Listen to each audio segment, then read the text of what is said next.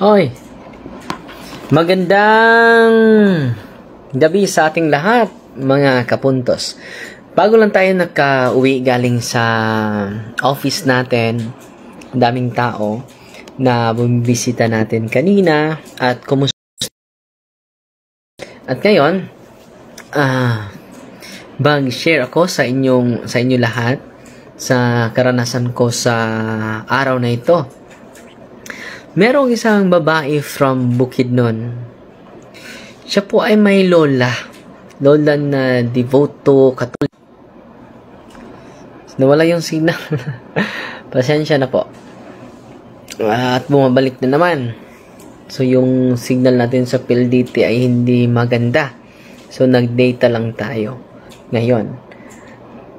Kanina mga kapatid, siya po ay yung lola niya ay may yam-yam or anting-anting, may occult prayer. At very devoted Catholic yung lola niya. Oh, bumalik na signal. So, pawala-wala yung signal mga kapatid. Pasensya na po. So, merong from Bukidnon mga kapatid na lumapit sa office natin at unique yung niya, occult pa rin. Dito natin makikita na grabe yung occultism mga kapatid. Yung mga spirit sa occultism, grabe talaga. Na kahit mga devoto Katoliko are deceived by the occult spirits. So meron silang altar doon at meron siyang pinamemorize mga kapatid. Ang pinamemorize niya is Latin. Hindi naman niya naintindihan. Sabi ng lola niya, i-memorize mo yan. Dahil makatulong yan sa'yo. Magagalit yung lola niya. Pero nahihirapan siya. Dahil Latin yung prayer. At yung kanilang lola ay very aggressive. Sinabihan siya na, sige, i-memorize mo yan. Kung hindi mo yan memorize, pagagalitan kita. At very devoted yung lola niya. Hindi natin nakalain na yung kanyang orasyon, mga amulets, ay hindi pala galing sa Diyos. Dahil very devoted Catholic siya. So, while listening to her, mga kapatid, naisipan ko na grabe, no? So, tublihin natin ang pagkatikay sa mga mahal natin sa buhay, lalong-lalo na ay yung mga kapatid natin na nandito, laging sumusubaybay dito sa punto por punto. So, gabi-gabi, pagsisikapan ko, na i-share ninyo yung karanasan niya. Dahil namangha siya, kahit devoto Katoliko si lola niya, may altar. Pagrating nila galing sa lakad o galing sa simbahan, lalagyan ng itim na tela yung buong altar. At hindi lang itim na tela ang ilagay sa altar, pati na ang kanyang harapan, lagyan din na itim na tela. At yung dalawang angkol niya, yung mga larawan ng dalawang angkol niya, tinusok niya ng karayom. Sunod na araw ay sunod-sunod na pagkamatay yung uncle niya. Sa kanilang negosyo, meron silang negosyo, yung lola niya ay mag-aalay, no? Ipa-mention pa yung mga pangalan nila. Kilala niya yung mga pangalan ng mga alalayan nila. Ino-offer nila yung meron silang ritual para ialay nila sa duwende. Merong mga pangalan, hindi ko na matandaan yung mga pangalan na sinasabi niya. No? Ang nangyari mga kapatid, no? Sabi ng lola niya, alam mo, sila ang dahilan bakit umangat tayo at naging successful yung business natin. Dapat magpasalamat tayo sa kanila. So, tingnan nyo, dalawa yung pinapasalamatan ng kanyang lola. Sa panahon na pupunta sa simbahan, ang Diyos ang kanyang pasasalamatan. Pagdating naman sa kanilang bahay, yung mga nakatira, yung kasama nila, ng mga espiritu, ay inaalayan din nila.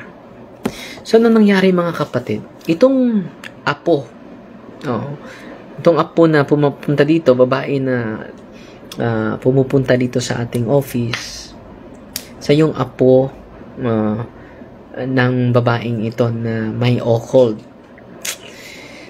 At yung asawa niya, kasama niya, pati na yung anak niya kanina kasama niya. Kasama nila yung some of the family members nila. Sabi ng asawa sa atin, sa salaysay niya, may pagkakataon daw yung asawa niya ay mawala sa sarili. Kailan? When they pray the rosary. Magagalit siya ng todo. Hindi niya mapigilan ang kanyang sarili. At meron pa siyang nadama ng mga espiritu. Na-open yung occult third eye niya. At sabi ng asawa, hindi na ito basta-basta. Dahil wala siya sa kanyang sarili. At pinutol ang mga rosaryuhan na makuha niya. At nung tinanong, alam mo ba yung buong pangyayari? Sagot niya, ano ba ang pangyayari? Hindi ko alam. Yun ang unang pagkakataon na nagtaka na yung asawa niya, yung husband niya, meron talagang ibang espiritu na nag-ano sa asawa ko. So, pumupunta sila dito mga kapatid sa office natin at kanina, no? Ini-exercise natin, solid exorcism. So, grabe mga kapatid, namangha yung husband niya.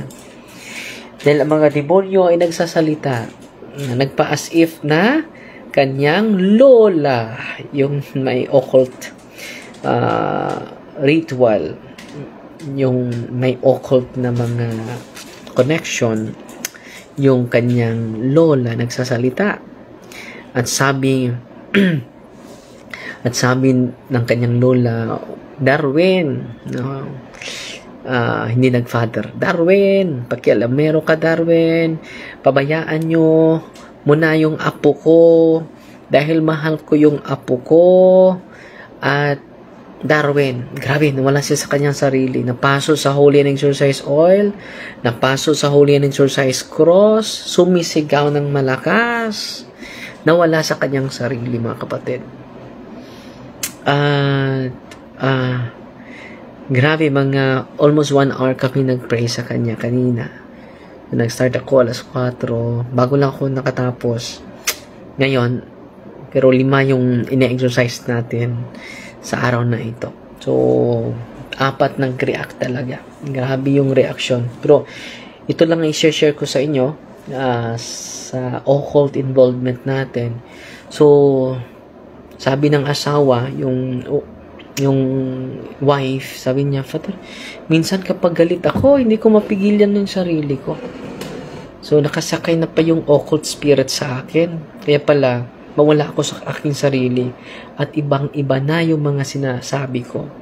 Mga maanghang na mga salita yung sinasabi ko. At dahil doon, sabi ng kanyang husband, so, totoo talaga na may demonyo, no? At nagsasalita pa yung mga demonyo. Sabi ng mga demonyo, we are 8 spirits. 8 espiritu ang nakapasok sa kanyang katawan. So, sa mga nakikinig ngayon, lalo na mga okultista, mga albularyo, ako po ay nakikisuyo sa inyo. Renounce everything po. Renounce everything po. Dahil yung occult spirits, it is not from God. It is not from God. It is not from the Holy Spirit. It is the spirit of deception, mga kapatid. At kanina din, meron from Camotes, mga kapatid. Unique itong case niya dahil sabi niya, Father, alam mo ba, Father? Okay ba, bago ko magpatuloy, okay ba itong signal ko ngayon? May nag-comment na pawala-wala eh. Brother Lupis Bong nanonood sa atin. Gibbs Cads nanonood sa atin from Hinantilan, Cebu. Si Ate Justine. So, okay ba lang signal natin ngayon? Parang signal ko ngayon. Okay naman, Father. So, patuloy tayo. So, nag-data na naman ako. So, anong nangyari mga kapatid? From Camotes, may bagong pasyente natin ngayong araw na ito. Kasali na yung from Bukid noon. So, dito mga kapatid, ang dami talagang hinaharas ng demonyo.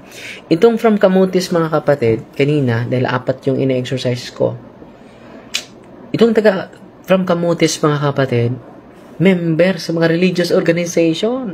No? At marami din mga association, mga false visionary na sinaniban daw ng Mahal na Birhen. Kasali siya doon. Sinabihan siya na maging ikaw ay instrumento. Ang tawag nila ay instrumento. Kapag may papasok na espiritu, ikaw ay instrumento ng Diyos. Yung kasamahan niya, ang naging instrumento yung kasamahan niya, base sa kanyang salaysay nakikinig lang ako sa kanyang sinasabi. Sabi niya, ako din, Father, naging instrumento for 10 years. Ganun ba? Sino bang espiritu pumasok sa'yo? Uy, Father, si Saint John Evangelist ang pumasok sa akin, Father. Kaya proud na proud siya. Dahil pumasok sa kanya. Just imagine, isa sa mga apostles, one of the apostles, isa sa mga apostol, ang pumasok sa kanya. At ang nangyayari mga kapatid, just imagine, while nakikinig ako sa kanya, marami kami, Father, naging instrumento. Pinasukan ng mga iba't ibang espiritu, espiritu sa Mahal na Birhen, espiritu sa mga santo, espiritu sa mga anghel, nakapasok sa amin. Sabi ng aming leader, Father, ikaw ay instrumento.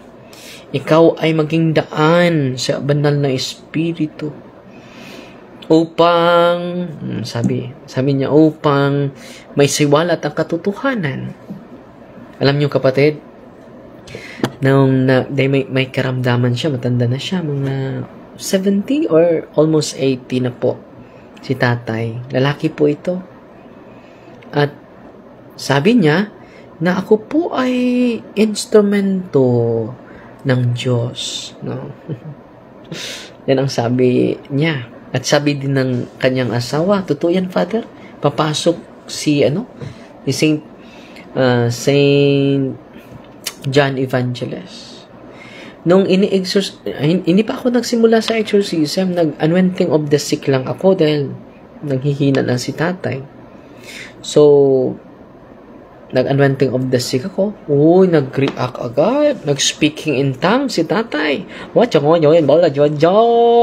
At nanginginig ang buong katawan niya. Sabi ko ni nanay, mag-exercise ako sa kanya. Matapos magbigay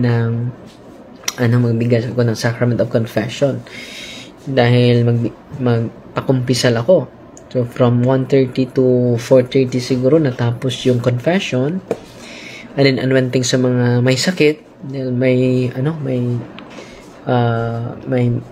grabe yung karamdaman. So, pinakumpisal ko, ina-anoint ko. And then, dinibigyan ko ng katawan ni Kristo. At, nung matapos na ang lahat, at oras ko nang mag-exercise, sinabihan ko si tatay, Tay, dali, punta ka dito. Magsimula tayo sa deliverance prayer. Alam niyo mga kapatid, si Saint John, sabi ni Saint John, nagpikilala pa siya sa kanyang sarili while I'm praying the exorcism prayer. In nomine Patri et Filii et Spiritus Sancti. Sabi ng mga demonyo, Darwin,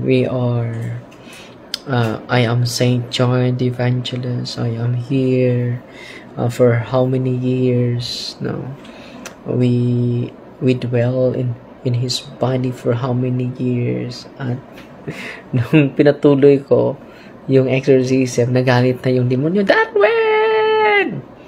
Huwag nyo na kaming palayasin dito sa kanyang katawan. Nagbago na yung nagbago na yung kanyang yung kanyang akala natin si Saint John, demonyo pala. At meron pa siyang sinasabi, wak, wak, wak, wak, wak, wak, wak, wak. At sabi ng asawa ko, wak, wak. Na-shock siya dahil grabe yung reaksyon sa kanyang husband. So dito mga kapatid, sinasabi ko ito sa inyo para hindi na kayo ma-deceive pa sa mga masamang espiritu na papasok as if Mama Mary, as if Saint John Evangelist, as if mga santo. Ito lang mga kapatid, walang espiritu, kahit banal na espiritu, kahit espiritu ng mga kaluluwa na namatay, hindi yan papasok sa katawan. Demonyo lang ang magagawa niyan, no? At sabi ng asawa, nandito sila na dahil i-series natin po si tatay, hindi yan makukuha sa isang exorcism lang dahil ang pasyente talaga, 90% ang cooperation niya, lalayas na yung demonyo. Sa atin, mga 10% lang ang ating maitulong sa kanila dahil hindi naman tayo ang makapalayas ng demonyo, hindi naman tayo makabago sa kanyang sarili, kundi ang kanyang cooperation to the grace of God, because the grace of God will operate when we cooperate. Okay? The grace of God will operate when we cooperate. At si nanay, yun si Lola, na-shock talaga siya dahil hindi niya akalain. Dahil ang kanilang akala, si Saint John talaga ang pumasok sa katawan ng kanyang husband. Sabi ni Lola, akala ko, santo ang pumasok sa'yo. Hindi pala. Mga demonyo ang dami pala. So, ngayon mga kapatid, sinishare ko yung karanasan ko at ang yung mga spiritual discernment sa ating simbahan para may tayo, guidance. At hindi na tayo manloko sa mga masamang espiritu na disguising as the spirit of the saints, disguising as the spirit of the angels, the spirit of God. Santo Niño, papasok sa inyong katawan. Huwag kayong maniwala dyan. Hindi yan galing sa Diyos. Hindi galing sa Diyos, mga kapatid. So, kaya nga sa ating Office of Healing and Exorcism, the whole morning catechism po yan. The whole morning catechism po yan. Bakit the whole morning? Dapat kung pupunta kayo sa office natin, before 9, nandito na kayo. Then mag-close tayo exactly 10. At mag-limit na lang tayo ng 200 dahil hindi ko na kaya na lalampas pa sa 200. So, limit tayo. May number na. Kapag wala ng number, pasyensya ka na. Babalik ka na sa sunod na araw.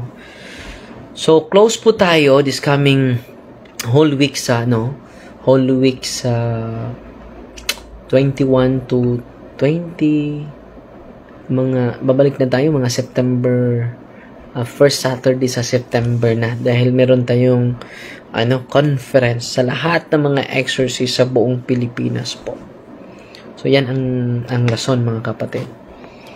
So 5 kami dahil 13 exorcists dito sa Diocese of Tagbilaran, pero 5 lang kami makadalo doon. Si Father Skelton, si Father Alvin, Father Randy, si Father John Legitimas, at ako, pang-5.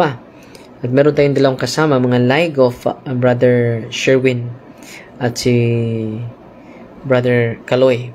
At makita-kita tayo, Tagbilaran City sa Manga District. No? Meron tayong Grand Bible Rally doon, kasama natin mga CFD. At kanina pala, ako po ay lubhang nagagalak at nasiyahan dahil ang daming bumabalik kanina, nangungumpisal that they will return to the Catholic faith. Dahil hindi nila alam na hindi nila alam na ang katotohanan patungkol sa ating pananampalataya. So ako po ay grabe yung kasiyahan ko ngayon, no? Doble yung gala ko dahil bumabalik na sila sa simbahan. Pangatlo kong pasyente ngayon, bago din, from Cotabato, Misayap ba yun? Sa Cotabato, pumupunta dito sa atin. Wala siyang tulog, ang dami niyang mga karamdaman sa kanyang katawan, nag-react din. Grabe. Dahil nagsimula din yung kanyang karamdaman nung pumupunta siya sa isang tribo at may ritual doon at may pinakain sila.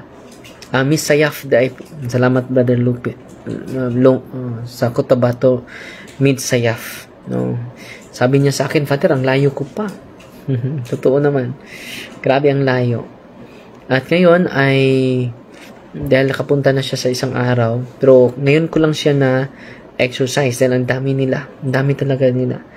So, kung may power natin ang lahat, lalo na yung mga kaparian natin, hindi kailangan ng biging exorcist ka. Pwede naman gamitin natin ang deliverance prayer. Hindi itong aklat na ito ay sa lahat na pari ito. Hindi lang exclusive sa mga exorcist. So, ito. So, sa mga pari nakikinig ngayon, buy this book, Catholic Handbook of Deliverance Prayer. Para for the sake of emergency, mga kapatid, for the sake of emergency, magagamit natin ito.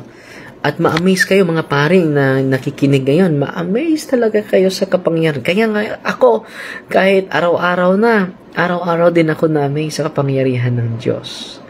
Through the sacrament. All priests are healers. All priests can do deliverance prayer. Why? They're baptized. Second, you receive the sacrament of confirmation, confession, receive the body of Christ, and then the ordination. Wow! Grabe! At sabi ng lalaking ito, from Cotabato, Midsayap, yun, no? Father, ang layo ko, Father. Ang layo ko, Father. No? Pero pumupunta lang ako dito dahil nakikita kita sa YouTube, sa Facebook.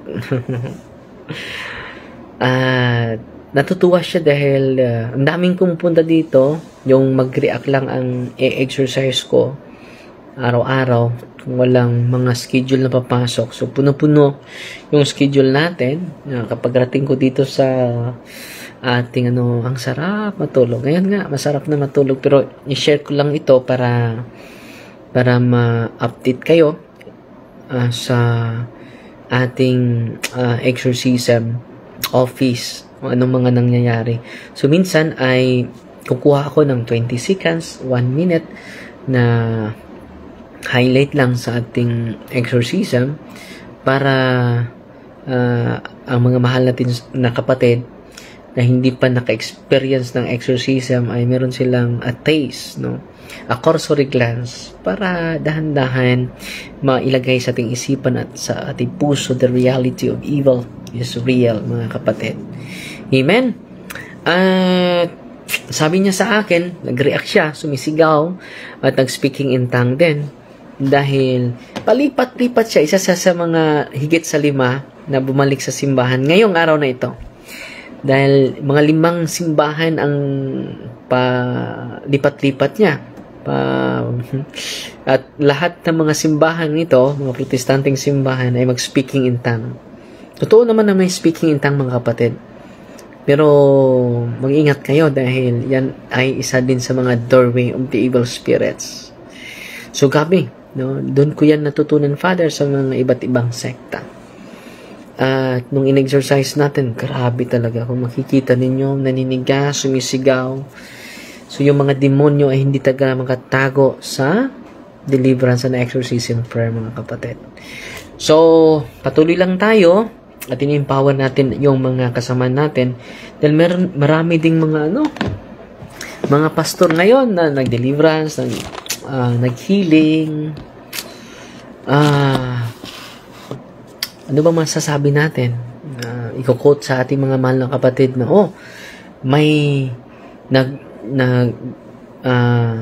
may nagsagawa ng healing and deliverance.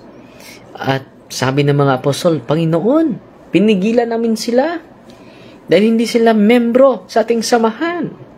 Sabi ni Kristo, huwag nyo silang pigilan. Wala namang, kung sila kampi sa atin ay hindi sila salungat sa atin. No? Hayaan nyo sila. No? So, anong sinabi ni Kristo? Hayaan nyo sila. Ang hindi salungat sa atin ay sang-ayon sa atin. Pero itong iba na naghihiling, ang larawan ni Kristo ay winasak, it is against us. No? It is against us. It is not the Spirit of God. It is not the Spirit of Christ. Kahit yung mga banal na larawan ay winasak nila, no, hindi yan kasama natin. Kahit hindi kasama natin, hindi yan dahil salungat sa atin eh. Kung hindi salungat sa atin, hindi kampi natin. Hindi yan kampi natin. No? At mag-ingat po tayo mga kapatid. Dahil ang ministering ito po natutunan ko sa conference. Ang ministering ito, it is not for the sake of healing. Baka matrap tayo sa healing eh. No, it is not about healing. It is not about casting out the evil spirit. The primary reason why Jesus established the ministry of exorcism and healing ministry, it is not about healing. It is not about the primary reason. But it is all about conversion. Tayo po ay babalik sa simbahan. Tayo po ay magbagong buhay at iwan na natin ang dating daan. Yan po ang pakay ni Kristo. Bakit kanyang itinatag itong ministering ito? Amen? So, yan lang sa muna mga kapatid, ang ating report ko sa inyo at isi-share ko sa inyo about sa healing, deliverance, and exorcism mga kapatid. At magbabasa lang ako ng ilang mga komento mga kapatid. Ang daming nag-comment, hindi ko mabasa lahat. Si Bebs B. Garsuta, mag-ingat talaga ang lahat. Thanks, Father Darwin. Bing Monteclaro, good evening, Father Darwin. God bless. At Lutes Manglangit, watching from Barangay del Pilar, Pinyan. Wala. We believe you, Father.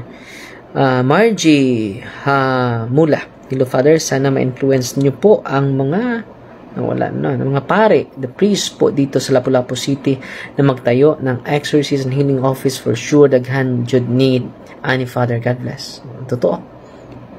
At si Atit Bakaron, watching from Hong Kong. Salamat. Si Luis. Salamat, Brother Luis. Good evening, Brother Luis. And Jun Mejorada. Marlo, magandang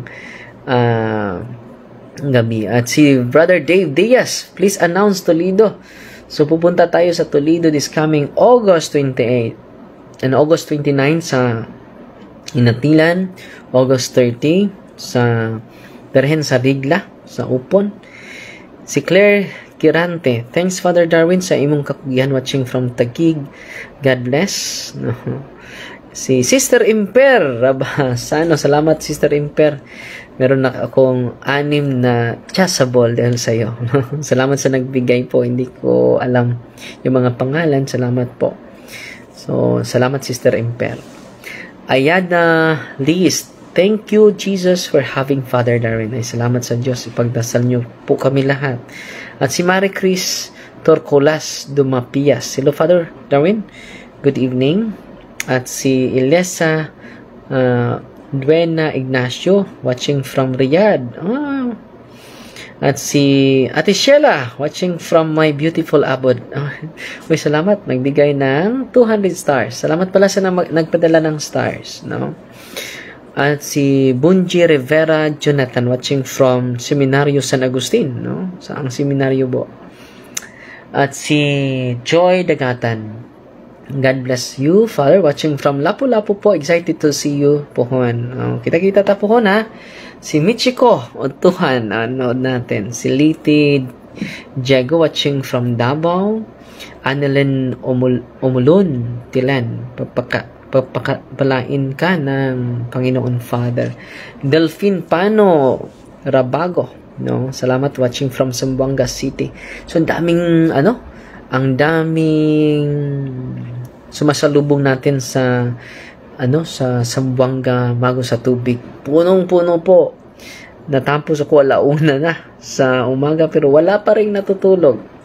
No? Kita natin na uhaw ang mga tao sa katotohan. Liti Pon Talba Inano. Good evening, Father, watching from Gubat, Sorsogon. Maayo. Layo-layo dyan. Si Michi Odtuhan, hello Father. Fanny Limbaga, Father BE from Singapore. Father, pwede makapabless og sacramental online na so every Sunday po, every Sunday meron tayong online blessing every Sunday sa mga walang paring malalapitan po. Si Bonji Rivera Jonathan Intramuros po, Padre. Si Benz Lara, see you soon Father from Lapu-Lapu, August 30. Yes. Si Imper, ako ray ihatag ang name ni mo, Father. No? So, salamat sa mga nagpadalag stars. No? Salamat po. Ang nagpagaling sa'yo, hindi po si Father Darwin. No? So, yung Eucharist ang nagpagaling sa'yo, the source of healing, hindi si Father Darwin. Walang kapangyarihan si Father Darwin. No? Kilikili power lang dito ni Father Darwin. Si Herbert Ricto, watching from Bislig. Si Lini Emi, sana makapunta si Father sa Tagum. Wala pa akong schedule sa Tagum. Si Roxanne Morales, watching from Loon. Salamat, Rox. Lourdes Gallardo, good evening, Father Darwin, watching from Lapu-Lapu. Larito Lasola, thank you, Father, for the teaching and allowing the gifts of the Holy Spirit to move us. Judy Part, hindi ko na mabasa ang paspas kayo mo saka Ivory Polinar. Basin mapansin, Father, no? Si GR Banawa, watching from Iligan City, Father. Jiril, watching from South Korea. Regards mo ako kay Brother Sherwin. Lucia Menyoza. At meron din po isa sa amin speaking in tongue at panay sabi chi. Parang aso, nagbugaw aso. Inos Nayuna. Ngayong gabi, Father, watching from Maribuk, Bohol. Bohol lang. Si Jimbal Luminarias, watching from Davao City. So, pupunta tayo sa Davao this coming September 26. May talk tayo sa Turil. Si Marinel Dapaila from Dipolog City. Pupunta din ako sa Dipolog this coming February next year, no? So, punong-puno na yung natin. Itong taon ito, punong-puno na yung schedule natin. At si Hida Tulod na Duba, watching from Medellin, Cebu. Nakapunta na ako sa Medellin, Cebu. Sa seminarista pa ako. At madaanan ba yan patungo sa Bantayan Island? Well, bago lang kami nakapunta sa Bantayan. Si Maria Lu Piton, watching here from Cebu City. At si Clozel Kaze, watching from Talibon City. Talibon City, Talibon pa din, no? Bohol. Murag taman 225 imong schedule, Father. Wala po. Sobra na po na, Sister Jiril, no? Clyde, hello, Father, good day, pa-shout out mo, pa-jud, human, o prayer, uban, ang atong team, God bless po, padayon, Agaw, nga sila taghap Hong Kong na sunod, Father, pohon. Meron nag-invite natin sa California, maka 2025 na yan, dahil ako yung paintulot sa Diyos. Ate Nonet, so meron tayong Marian Pilgrimage this coming November. Next year. So, relaxation po yan. Bakasyon ko. Dahil wala akong bakasyon while nandito ako sa Bohol. Eunice Mascasiro Borses, see you in Lapu-Lapu City. Jerwin Mapiasa, thanks, pupunta dito sa Davao this coming September 26. At si Dindo Jan Bordo, watching from the Guban, Bukidnon. Philiba Tulanon Husain, watching from in Mindanao. Carissa Timon. Mayong gabi, Father, watching from Talibon, Bohol. Jerry Katana, Sampaloc, Manila. Francis Pilio, din Lindio. Thanks for being God's instrument. Marvin Pantano, pa-shout out, Father. Remihia Bumidiano, no, watching from B9 Negros Occidental. So wala na akong oras, mga kapatid. No, relax na tayo, no, para bukas na naman puno na, full charge naman tayo to serve the people of God. Fighting Maria, Tatak FD with a humble heart po. God bless.